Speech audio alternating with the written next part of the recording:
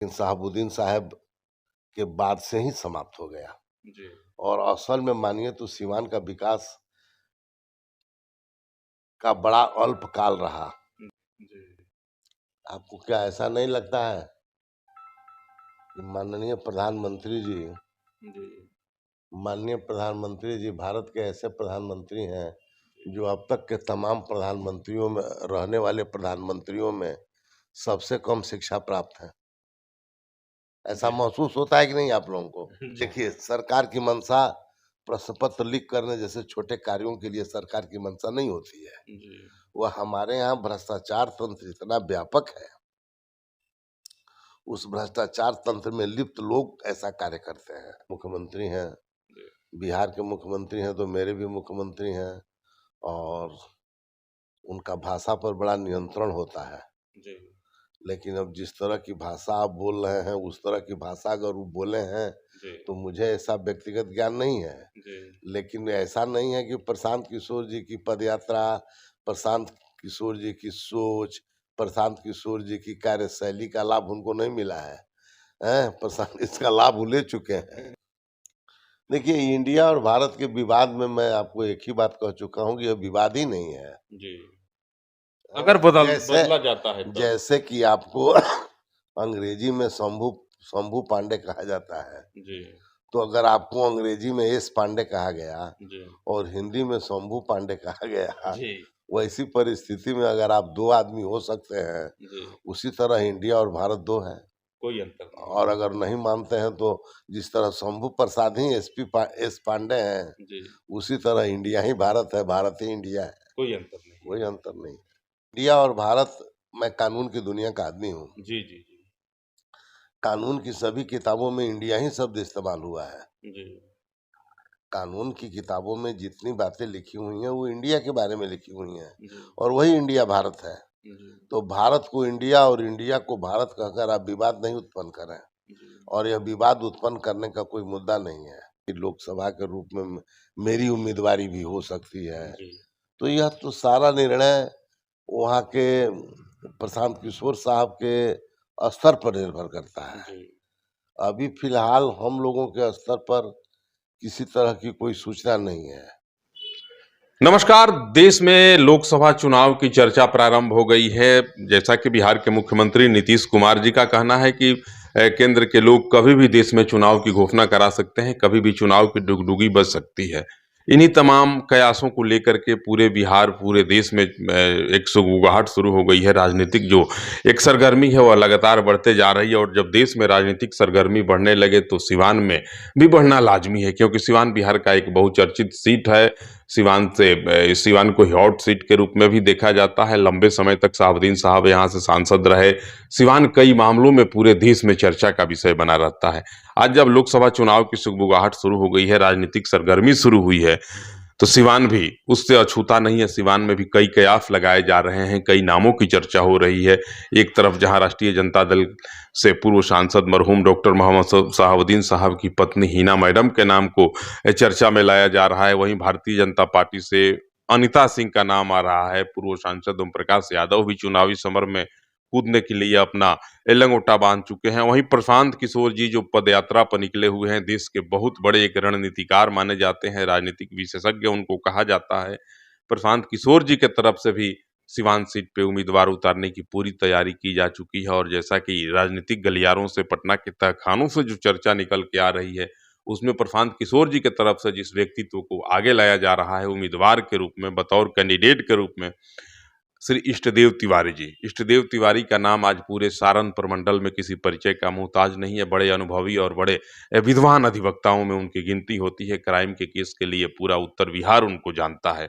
आज श्री इष्टदेव तिवारी जी मेरे बगल में बैठे हैं और जैसा कि चर्चा है अभी राजनीतिक गलियारों में कि प्रशांत किशोर के बेहद खासम खास माने जाते हैं और दोनों लोगों में कई चक्र बातें हो चुकी हैं। सिवान लोकसभा सीट को लेकर के, चुनाव को लेकर के, यहाँ की राजनीतिक फिजाओं पे चर्चा हो चुकी है, यहाँ के भौगोलिक बनावटों पे चर्चा हो चुकी है। विभिन्न मुद्दों पे दोनों विद्वान एक साथ बैठे हैं और घंटों घंटों तक चर्चा हुई है सिवान के बारे में। अब वह वक्त आ चुका है जिस वक्त में श्री इष्टदेव तिवारी जी का नाम बतौर उम्मीदवार के रूप में आम जनमानस में तैरने लगा है। इष्टदेव तिवारी जी मेरे बगल में बैठे हैं, इनसे बात करेंगे आखिर सच्चाई क्या है और सिवान में मुद्दा क्या हो सकता है। विकास के बारे में भी चर्चा करेंगे, शिक्षा, स्वास्थ्य, सड़क, कृषि के मुद्दों पर भी चर्चा होगी। बहुत बहुत स्वागत है, बहुत वंदन है और बहुत अभिनंदन है आपका। आपके चैनल को, आपके चैनल के माध्यम से देखने, सुनने, जानने वाले सभी लोगों को मैं धन्यवाद देना चाहता हूं कि इस माध्यम से आपसे हमारी वार्ता हो रही है। लोकसभा चुनाव की सुगबुगाहट शुरू हो गई है सर, और एक चर्चा जो प्रारंभ हुई है उस चर्चा में आपका नाम आ रहा है प्रशांत किशोर जी के जनसुराज की तरफ से। बहरहाल अभी पार्टी का गठन तो प्रशांत जी नहीं कर पाए हैं, लेकिन जिस रूप में चर्चा चल रही है, कहा जा रहा है कि श्री इष्टदेव तिवारी जी जो बड़े अधिवक्ता हैं, उनको प्रशांत जी दांव पर लगा सकते हैं, उनको टिकट देकर के लोकसभा से चुनाव लड़ा सकते हैं। कितनी सच्चाई है इसमें? बड़ी तेजी से सोशल मीडिया के विभिन्न प्लेटफॉर्मों पे आपका नाम और आपकी तस्वीरें वायरल हो रही हैं। देखिए, जनसुराज अभी राजनीतिक पार्टी नहीं है। जी, जनसुराज एक संगठन है जी, और और जनसुराज संगठन के माध्यम से समाज के विचारों में उत्थान हो और समाज के विचारों में प्रेरणा हो, लोगों को जनसुराज के प्रति आकर्षण हो, लोग जनसुराज के मानवीय मूल्यों को और सामाजिक मूल्यों को समझें, आम जनता में चेतना आवे, इन सभी मुद्दों को रखकर जनसुराज घर-घर जा रहा है जी, और अपने कार्यकर्ताओं की टोली बना रहा है, यूथ क्लब बन रहे हैं, पंचायत क्लब बन रहे हैं, कपूरी क्लब बन रहे हैं। ठीक है? और इसी के साथ-साथ हमारे प्रखंड के पदाधिकारियों का चयन हो रहा है। जिला स्तर पर तो कार्य कार्य समिति है ही है, जी, अभियान समिति है। तमाम संगठन के तमाम पदों पर तमाम लोग जनसुराज से जुड़ रहे हैं जी, और एक व्यापक संगठन बनाने की तैयारी में जनसुराज धीरे-धीरे आगे बढ़ रहा है। जी, इसका राजनीतिक स्वरूप क्या होगा, इसके संबंध में जो भी निर्णय लेना है, वह हमारे प्रशांत किशोर साहब लेंगे और उनके उनके जो मंत्रीगण हैं, उनको जो मंत्रणा में सहयोग करने वाले लोग हैं, जी, जो इस जनसुराज से जुड़े हुए लोग हैं, उनके माध्यम से जो निष्कर्ष निकलेगा, वही निष्कर्ष हम सभी कार्यकर्ताओं पर लागू होगा। जी, जहाँ तक यह प्रचार किया जा रहा है या मीडिया के लोगों के द्वारा कहीं-कहीं चलाया जा रहा है, बताया जा रहा है कि जनसुराज लोकसभा के चुनाव में यहाँ पर आएगा और लोकसभा का अपना उम्मीदवार देगा जी, और उस संबंध में आपका कहना है कि लोकसभा के रूप में मेरी उम्मीदवारी भी हो सकती है। जी, तो यह तो सारा निर्णय वहाँ के प्रशांत किशोर साहब के स्तर पर निर्भर करता है। जी, अभी फिलहाल हम लोगों के स्तर पर किसी तरह की कोई सूचना नहीं है, लेकिन हम लोगों को इतनी हिदायत बैठकों में दी जाती है जी, कि जनसुराज के लिए प्रत्येक दिन, प्रत्येक गांव, प्रत्येक समय दौड़-धूप करना है, जी, लोगों तक जाना है। अब आप इसी बात से अंदाज़ा करें कि सप्ताह का कोई दिन नहीं है, जिस दिन जनसुराज की 5-7 बैठकें नहीं रहती हैं। जी, जिला मुख्यालय का कार्यालय हो, हमारे अध्यक्ष हों, हमारे महामंत्री हों, जिनको हम लोग संगठन महामंत्री कहते हैं, जी, पांडे साहब या अन्य तमाम हमारे कार्यालय अधीक्षक हों या हमारे तमाम लोग हैं सर। संगठन में जो जुड़े हुए हैं, सबका नाम लेने पर एक बहुत लंबी सूची बनेगी, लेकिन बहुत प्रमुख-प्रमुख लोग भी हैं। अगर आपको टिकट मिल जाता है, संजोग से प्रशांत किशोर जी यहाँ आपको उम्मीदवार बना देते हैं, तो क्या मुद्दा क्या हो सकता है सर? कहा जाता है कि सिवान देखिए जितना विकसित होना चाहिए, देख उतना विकसित नहीं हो पाया। देखिए, जनसुराज का निर्णय जनसुराज के हर कार्यकर्ता पर लागू है। जी, जनसुराज जिस संगठन में कायम है, जिस संगठन के स्वरूप को लेकर चल रहा है, उसमें अगर प्रशांत किशोर साहब का कोई निर्णय आता है, जी, तो वह मेरे लिए हो या किसी कार्यकर्ता के लिए हो, वो उस पर लागू होगा। जी, फिलहाल अभी दूर-दूर तक जी, इस तरह की कोई चर्चा जी, नहीं है, क्योंकि लोकतांत्रिक तरीके से प्रशांत किशोर साहब का कहना है कि जो भी मुद्दे इस संगठन में तय होते हैं, वह जनता तय करती है जी, और जनता तय करके जनता अपने उम्मीदवार को चयनित करती है और जब जनता चयनित करती है तो उसे जनसुराज समर्थन दे भी सकता है, जनसुराज समर्थन नहीं भी दे सकता है। ऐसी परिस्थिति में चुनाव में उम्मीदवार होंगे, चुनाव में उम्मीदवार आएंगे, चुनाव लड़ा जाएगा, चुनाव लड़ने की प्रक्रिया होगी, चुनाव का जनसुराज का भी कोई उम्मीदवार होगा। इसके संबंध में निश्चित रूप से मेरे स्तर से कुछ नहीं कहा जा सकता है। विकास के बारे में क्या कहेंगे सर? जिले का विकास तो रुका हुआ है। जी। आजकल इंडिया बड़ा चर्चा में है सर। कहा जा रहा है कि इंडिया अंग्रेजों की गुलामी की निशानी है और आप एक देश के बड़े जिम्मेवार नागरिक हैं। नहीं नहीं, इंडिया और भारत का विवाद लाजिमी विवाद नहीं है। जी। इंडिया किस और रूप में आप देख रहे हैं सर? देखिए, इंडिया और भारत, मैं कानून की दुनिया का आदमी हूँ। जी, जी, जी। कानून की सभी किताबों में इंडिया ही शब्द इस्तेमाल हुआ है। जी। कानून की किताबों में जितनी बातें लिखी हुई हैं वो इंडिया के बारे में लिखी हुई हैं, जी। और वही इंडिया भारत है। जी। तो भारत को इंडिया और इंडिया को भारत कहकर आप विवाद नहीं उत्पन्न करें, जी। और यह विवाद उत्पन्न करने का कोई मुद्दा नहीं है। जी। कहा जा रहा है कि नमोए बदल दिया जाएगा। नहीं नहीं, वो देखिए, आप पक्ष में हैं, सत्ता आपके हाथ में है, जी। बहुमत हासिल है, आप तो चाहें तो किसी जनता का भी नाम बदल सकते हैं। अच्छा सर, एक बात, आप तो कानून के बड़े अनुभवी लोग हैं। ये जानना चाहेंगे कि अगर नाम बदला जाता है तो कितनी परेशानी होगी? कई कागजातों में जो है इंडिया शब्द ही लिखा गया है, तो कितनी परेशानी हो सकती है? आप विधि विशेषज्ञ हैं। देखिए, इंडिया और भारत के विवाद में मैं आपको एक ही बात कह चुका हूँ कि यह विवाद ही नहीं है। जी। अगर जैसे बदला जाता है तब? जैसे कि आपको अंग्रेजी में शंभू शंभू पांडे कहा जाता है, जी। तो अगर आपको अंग्रेजी में एस पांडे कहा गया जी। और हिंदी में शंभू पांडे कहा गया, जी। वैसी परिस्थिति में अगर आप दो आदमी हो सकते हैं, जी। उसी तरह इंडिया और भारत दो है। कोई अंतर नहीं। और अगर नहीं मानते हैं तो जिस तरह शंभू प्रसाद ही एस पांडे हैं, जी। उसी तरह इंडिया ही भारत है, भारत ही इंडिया है। कोई अंतर नहीं। कोई अंतर नहीं। चलते हैं, तभी आपसे प्रशांत जी से इस संबंध में कोई चर्चा नहीं हुई है। नहीं नहीं, प्रशांत जी ने, देखिए, प्रशांत जी मास पार्टी नहीं है जी। कि जय हो जय हो जय हो रहा है और एक बार किसी आदमी को उठाकर और बोल दिया गया कि ये चुनाव लड़ेंगे। जी। प्रशांत जी संगठन के आदमी हैं, जी। संगठन खड़ा करते हैं, संगठन को खड़ा करने के माध्यम से संगठन को खड़ा करके संगठन के स्वरूप को देंगे। संगठन जो तय करेगा, जो निर्णय लेगा, जो प्रक्रिया अपनाएगा, जिसको कहेगा, उससे जो निर्णय आएगा, वह आएगा कि पहला तो निर्णय आएगा कि चुनाव लड़ना है नहीं लड़ना है, उसके बाद निर्णय आएगा किसको लड़ना है।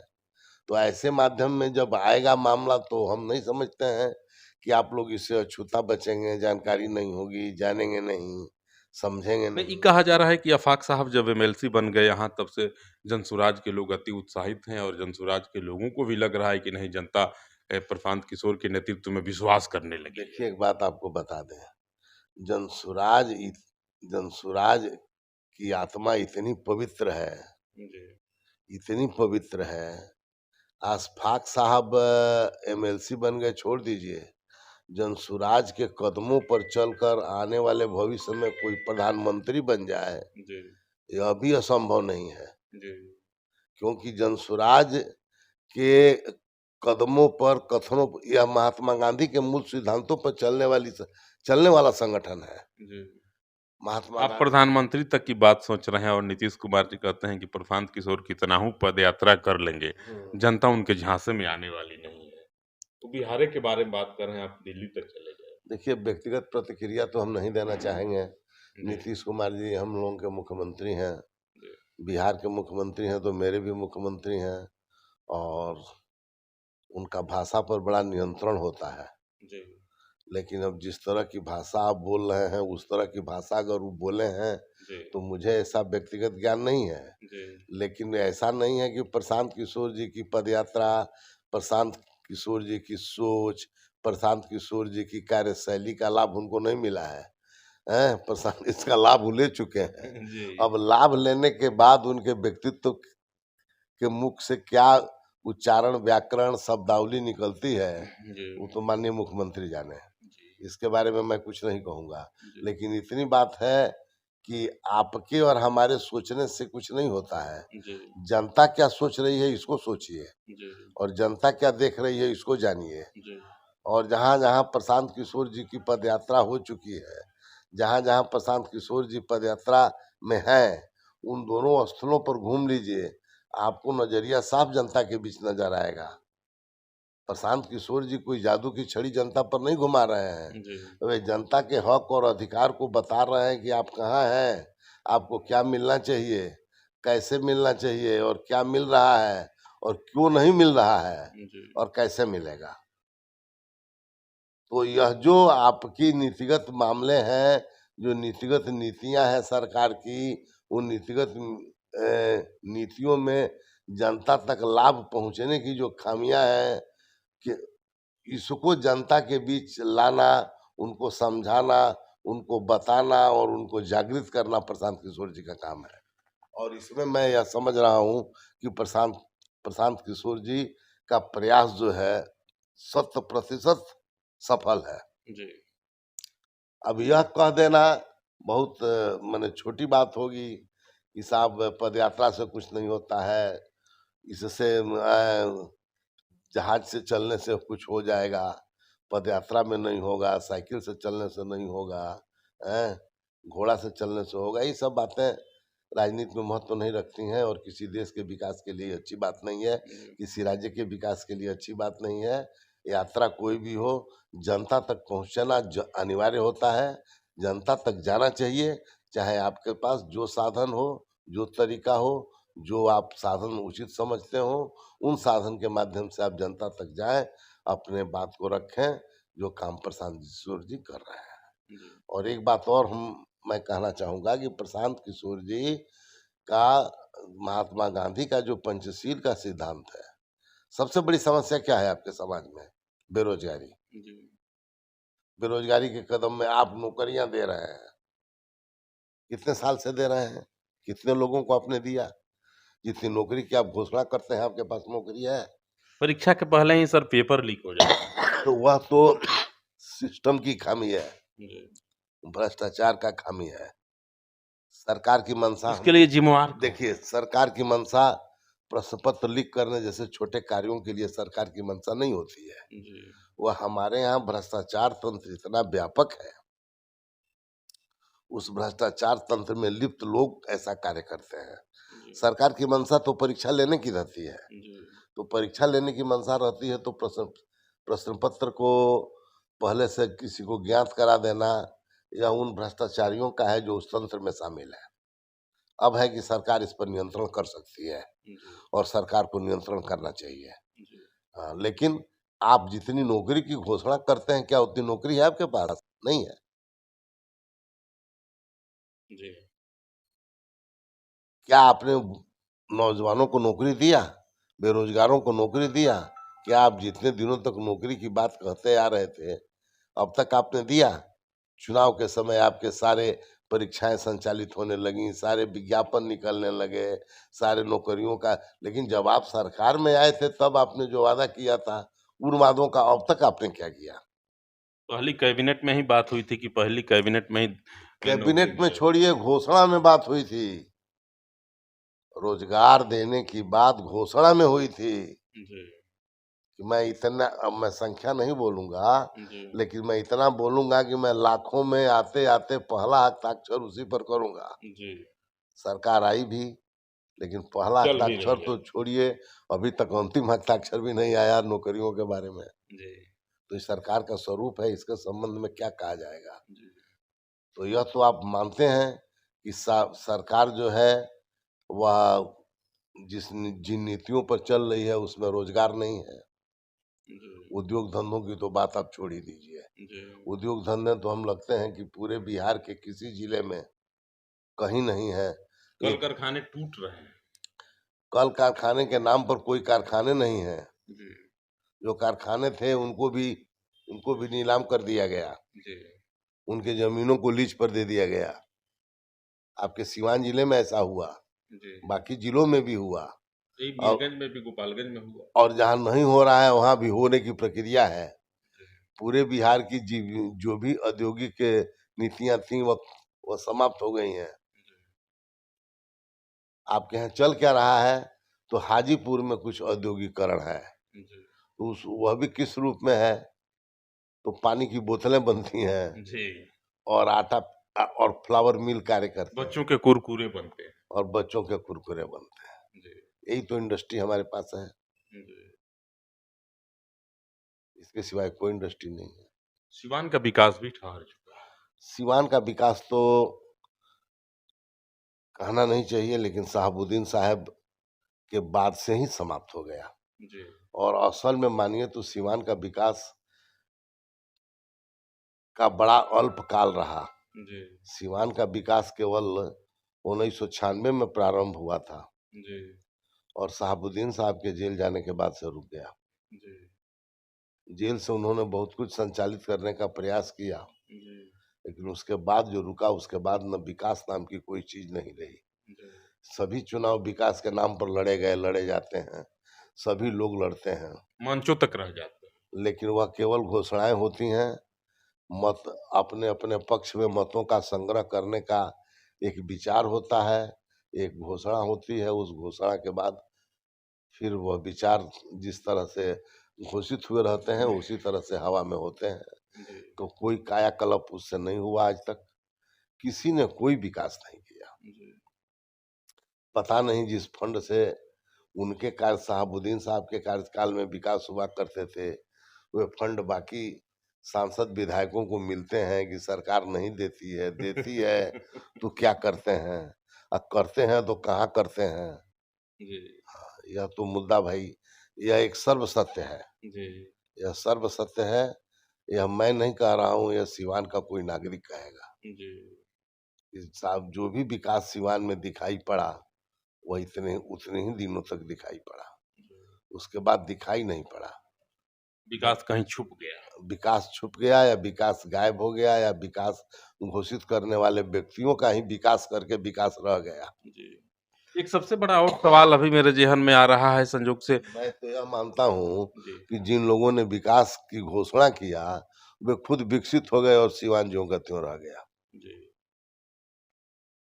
एक सबसे बड़ा सवाल है सर, प्रधानमंत्री जी पहली बार जब लोकसभा चुनाव लड़ रहे थे, नरेंद्र मोदी जी के नेतृत्व में भाजपा आगे बढ़ना चाह रही थी, वह पहला प्रधानमंत्री जी का चुनाव था लोकसभा का।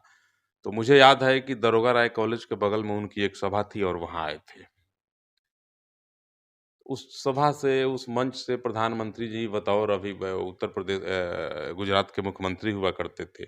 उस दरमियान उन्होंने एक घोषणा किया था कि जब मेरी सरकार बनेगी केंद्र में, तो नेपाल से एक डैम का निर्माण करेंगे, जो नेपाल से सीधे सीतामढ़ी, मोतिहारी, बेतिया होते हुए गोपालगंज, सिवान होके जाके सरजुग नदी में समाहित हो जाएगी और उससे कई जिलों के किसानों को लाभ मिलेगा। लेकिन वो डैम का घोषणा भी सर, डैम या कुछ बता रहे थे जल सिंचाई के लिए, कृषि के लिए। वो आज तक उस पर, उसके बाद से कहीं हम कुछ सुने नहीं, शायद सर कहीं कुछ सुने होंगे। आपको क्या ऐसा नहीं लगता है कि जी। माननीय प्रधानमंत्री जी भारत के ऐसे प्रधानमंत्री हैं जो अब तक के तमाम प्रधानमंत्रियों में, रहने वाले प्रधानमंत्रियों में सबसे कम शिक्षा प्राप्त है? ऐसा जी। महसूस होता है कि नहीं आप लोगों को? जी, जी। तब उनकी घोषणाओं के बारे में कुछ मत कहिए, इसलिए कि घोषणा करते वक्त उनके दिमाग में केवल घोषणा होती है, जी। घोषणा का कोई खाका नहीं होता है। जी। हाँ, चाय बेच के आए हैं सर। चाय बेच के आए हैं। ठीक है, चाय बेच रहे हैं या कुछ और बेच रहे हैं, जमाने युग के अनुसार तो बहुत काम किए, व्यक्तिगत आक्षेप मैं नहीं करना चाहूँगा, जी। लेकिन इतना ज़रूर है कि मैं यह कहना चाहूँगा कि उनकी सोच घोषणा तक होती है और धरातल पे नहीं उतरते। धरातल पर नहीं उतरती है, इसलिए कि केवल वो घोषणा के उद्देश्य से घोषित किए जाते हैं। जी। धरातल पर उतारने के लिए उस पर मनन होना चाहिए, चिंतन होना चाहिए, उसकी कार्यशैली के स्वरूप पर विचार होना चाहिए, तत्पश्चात उसको धरातल पर लाने की प्रक्रिया होती है। घोषित कर दिए जाने से किसी कार्य का स्वरूप नहीं G20 तो बनता। करवा लिए सर देश और तो हो जाएगा, G20 में क्या करना था आपको? में। जी। G20 में कौन ऐसा कार्य करना था जो प्रधानमंत्री जी चाहते या नहीं चाहते नहीं होता। जी। बड़ी रुपया खर्च हुआ सर। होगा होगा। चलिए, अब वरिष्ठ अधिवक्ता हैं उत्तर बिहार, इनको बड़ा गौर से सुनता भी है, जानता भी है और अपराध की दुनिया के सबसे बड़े अधिवक्ता के रूप में इनको जाना जाता है। इष्टदेव तिवारी जी को क्रिमिनल के बहुत बड़े वकील हैं। बिहार के अलावा बिहार के कई जिलों के लोग भी आते हैं और क्रिमिनल के केसेज को लेकर के इनसे राय मशवरा लेते हैं। इष्टदेव तिवारी जी आज मेरे साथ थे, इनके विचारों को मैं आप तक पहुँचाने का एक छोटा-सा प्रयास कर रहा था। बाकी बाबा के विचारों से आप कितने प्रभावित हैं, कितने सहमत हैं, क्या सोच रहे हैं, बड़े विद्वान अधिवक्ता हैं, कमेंट बॉक्स में जाएँगे और कमेंट ज़रूर करेंगे। मेरा प्रयास रहेगा कि तत्काल एक बार पुनः मैं श्री इष्टदेव तिवारी जी के पास आऊँ और इनके जो ताज़े विचार हैं, उनको आप तक पहुँचाने का प्रयास करूँ। बाकी मेरे चैनल पे आप मुझे देख रहे थे, तब तक के लिए आपको नमस्कार।